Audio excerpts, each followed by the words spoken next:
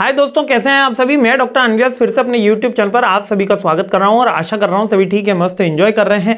Marketing analytics का paper है अपना, सेकंड मोस्ट इंपॉर्टेंट क्वेश्चन है। अंतिम प्रहार की सीरीज चल रही है और बहुत स्पीड अब मैं बढ़ाने वाला हूं इस क्वेश्चन के यहाँ से। और फिर से एक रिक्वेस्ट कर रहा हूँ कि सभी पहले डिटेल वीडियो देख कर आएँ, उसके बाद ही अंतिम प्रहार को देखने की कोशिश करें। ना भी देखो तो ठीक है, मैं कोई ऐसा फोर्स नहीं कर रहा, लेकिन डिटेल वीडियो के लिए फोर्स हमेशा करता हूँ ताकि आपका पेपर एक कॉम्प्रिहेंसिव नॉलेज के बेस पे क्रिएट हो। तो सेकंड क्वेश्चन पे हमला करते हैं, सीरीज आगे बढ़ाते हैं। सेकंड क्वेश्चन क्या कह रहा है? Perceptual mapping. परसेप्चुअल मैपिंग क्या है? बेसिकली एक विजुअलाइजेशन की टेक्निक होती है। How consumer perceive different brands product attribute relative to each other. यानी कि अब देखिए यहां पर वापस अपन मोबाइल फोन का ही एग्जांपल लूंगा। परसेप्चुअल मैपिंग है क्या? किसी की सोच को समझने को ही परसेप्चुअल मैपिंग बोलते हैं। यानी कि डिफरेंट फोन है, ओप्पो है, वीवो है, सैमसंग है, आईफोन है अपना एप्पल का, ठीक है। तो जैसे ही मैं अगर आपको आईफोन बोला, आपके माइंड में फर्स्ट क्लिक क्या हुआ कि यार सर 70-80 हज़ार का फोन स्टार्ट होगा।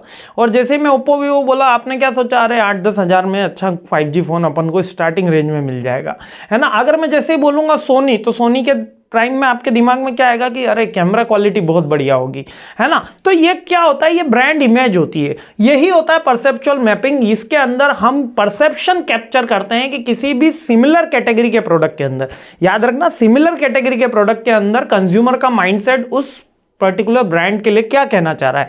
तो इसकी इंपॉर्टेंस क्या होती है और ये अपन कैसे आइडेंटिफाई करते हैं और ये कैसे वर्क करता है। जैसे ही मेरे को पता चल जाता है कि परसेप्चुअल मैपिंग कैसे वर्क करता है, सबसे पहले डायमेंशन, उसके प्रोडक्ट के फीचर्स, उसके प्रोडक्ट की प्राइस, उसके प्रोडक्ट का ब्रांड एम्बेसडर, ये डायरेक्टली और इनडायरेक्टली वर्क करते हैं। अभी कल एक कंपनी के शूज आए थे एशियन करके, है ना। कुछ मेरे को इतना नॉलेज नहीं था कि चलिए कोई एशियन करके कंपनी, फिर देखा कि अरे माही भाई इसका प्रमोशन कर रहे हैं, इसके ब्रांड एम्बेसडर हैं। थोड़ा सा मेरा नॉलेज बढ़ा तो मैंने कहा अरे फिर तो अच्छी कंपनी होगी। तुरंत हमारा परसेप्शन बदला, है ना। तो ब्रांड एम्बेसडर, क्वालिटी, प्राइस, ये सब मिलके कैसे वर्क करते हैं? परसेप्शन बनाने का काम करते हैं। कलेक्शन ऑफ डेटा करना है हमको, है ना। और इसको अपन को करना कैसे? ये तो परसेप्शन क्रिएट किया। परसेप्शन क्रिएट करने से पहले मेरे को एक डायमेंशन आइडेंटिफाई कर रहा हूं कि किन लोगों का मेरे को परसेप्शन लेना है और ये कौन से लोग होते हैं, मेरा टारगेट मार्केट ही होता है। फिर मैं उनसे कलेक्शन करूंगा डेटा कि हाँ बताइए आपको कौन सा प्रोडक्ट पसंद है और कितने प्राइस रेंज में आप सोचते हैं कि ये प्रोडक्ट इतने में होना चाहिए।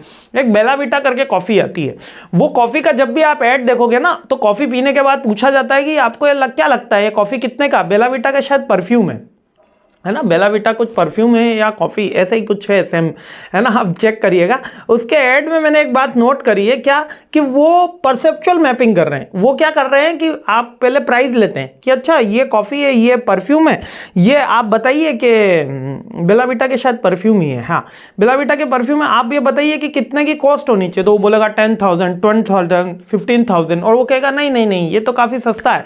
तो उससे क्या लगता है अपन को कि भाई ये वाला प्रोडक्ट इस प्राइस रेंज में होना चाहिए, मतलब कि ये जो क्वालिटी है इस प्राइस रेंज में होना चाहिए। तो एक कलेक्शन ऑफ डेटा में हम यही कर रहे होते हैं परसेप्चुअल मैपिंग में, कि ये प्राइस रेंज में आपको कौन से फीचर्स चाहिए, ये प्राइस रेंज में कौन से फीचर्स चाहिए।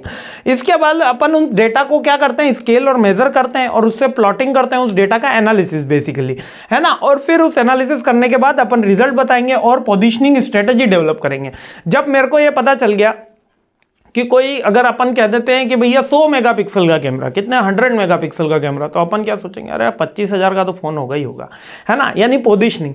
तो पहले अपन ने परसेप्चुअल मैपिंग करी, उससे अपन को पता चला कि 100 मेगापिक्सल में अगर कोई 25-30 हज़ार की प्राइमरी रेंज या 40 हज़ार की प्राइमरी रेंज कह रहा है तो बात समझ में आ रही।